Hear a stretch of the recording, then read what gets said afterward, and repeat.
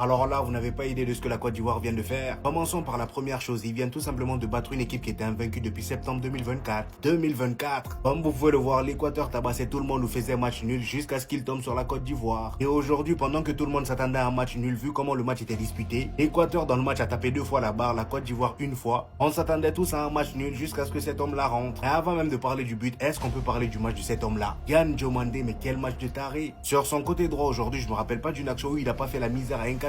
À chaque fois qu'il prenait un capier de vitesse, il le terminait. Chaque prise de balle était synonyme de danger. Le gars était inarrêtable. Malheureusement, ce qui a rendu la tâche difficile pour la Côte d'Ivoire aujourd'hui, c'était le milieu. Franck Kessié et Fofana aujourd'hui étaient à la ramasse. Et en plus de ça, du côté de Doué, c'était un peu plus compliqué aujourd'hui. Cependant, lui, il y a une explication. Singo dézonnait énormément, ce qui faisait que la plupart du temps, Doué se retrouvait tout seul. Après toutes ces galères, comme je vous l'ai dit, on a eu l'entrée d'Amad Diallo. Et sans surprise, encore une fois, exactement comme ce qu'il a fait avec la France. Après un excellent travail de Singo sur le côté droit qui est monté avec la balle, on a Amad Diallo qui s'est encore une fois bien placé aux abords de la surface. Il reçoit le ballon, enchaîne avec un tir sans contrôler et ça rentre. À la 90e minute, encore une fois, je le rappelle, il se place désormais comme étant le sauveur de la Côte d'Ivoire à chaque match. À chaque fois qu'il rentre en jeu, tu sais qu'il va faire un truc. Et pour le coup, grâce à cette victoire de la Côte d'Ivoire, la suite s'annonce vraiment parfaite. Et étant donné que le prochain match c'est face à l'Allemagne, s'ils réussissent à battre l'Allemagne, ils passent premier. Ou s'ils font match nul, ils auront juste à battre Curaçao et comme ça ils terminent premier ou deuxième. C'est parfait pour eux.